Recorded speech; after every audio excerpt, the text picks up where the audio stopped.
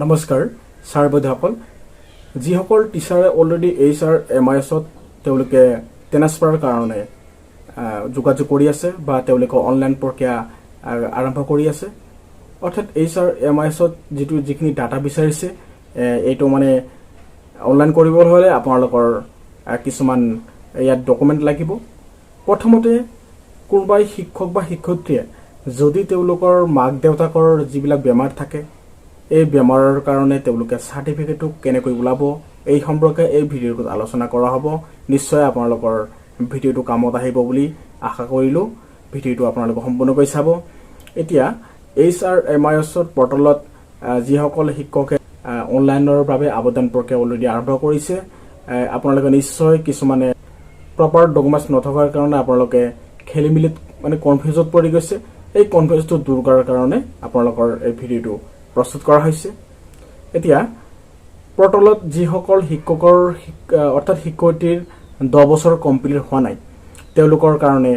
বহুতো কিছু মানে ইয়াতে ডকুমেণ্টছ মজুত ৰাখিব লগা হৈছে আৰু যিবিলাকৰ অলৰেডি 10 বছৰ হৈছে তেওঁলোকে মাত্ৰ তেওঁলোকৰ এপইণ্টমেণ্টটো আপলোড কৰিলে হৈ যায় কিন্তু এই ক্ষেত্ৰত যিসকলৰ 10 বছৰ কমপ্লিট হোৱা নাই তেওঁলোকে নিশ্চয় ইয়াত আবেদন কৰি তেওঁলোকৰ সিংগল ট্ৰান্সফাৰটো কামটো সম্পূৰ্ণভাৱে কৰিব পাৰিব এই ক্ষেত্ৰত কিছুমান নিৰ্দেশনা দিছে তাৰ ভিতৰত ধৰক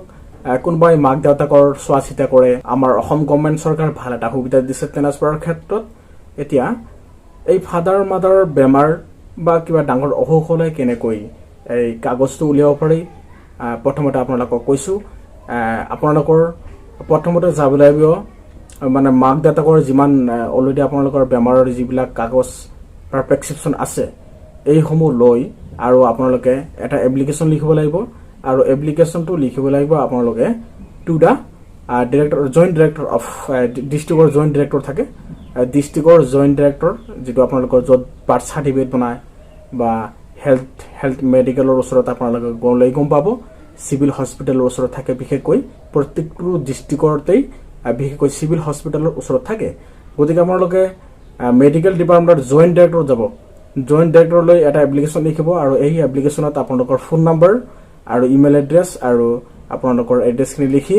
লগতে যিখিনি মাক দেউতাকৰ বেমাৰৰ কাগজ আছে মজুত আছে সেইখিনি কাগজ আপোনালোকে জেৰক্স কৰি গাঁঠি দি এপ্লিকেশন থৈ আহিব আৰু আপোনাক যেহেতু আপুনি বাহিৰা ডিস্ট্ৰিক্টত কাম কৰি আছে এই ক্ষেত্ৰত আপোনালোকৰ কাৰণে এটা ভাল সুবিধা দিছে এই জয়েন্ট ডাইৰেক্টৰৰ পৰা আপোনাৰ যেটো ফোন নম্বৰ থাকিব তাতে আপোনাক যোগাযোগ কৰিব আৰু আগদিনা আপোনাক ইনফৰ্ম কৰিব আৰু আগদিনা ইনফৰ্ম কৰাৰ পিছত আপোনাক আপোনাৰ মাকৰ লগত বা দেউতাকৰ লগত আপুনি নিজেই আপোনাৰ যাব লাগিব তেতিয়া আপোনালোকৰ মেডিকেল এটা টিম বহিব সেই মেডিকেল টিমত আপোনালোকৰ ভেৰিফাই কৰিব ভেৰিফাই কৰি আপোনালোকৰ সাৰ্টিফিকেটটো দি দিব আৰু সেই সাৰ্টিফিকেট লৈ আপোনালোকে কামখিনি কৰিব লাগিব গতিকে এই ক্ষেত্ৰত আপোনালোকৰ ক্লিয়াৰ যেটো কনফিউজন আছিল এই কনফিউজন ক্লিয়াৰ হ'ল নিশ্চয় ভিডিওটোৰ জৰিয়তে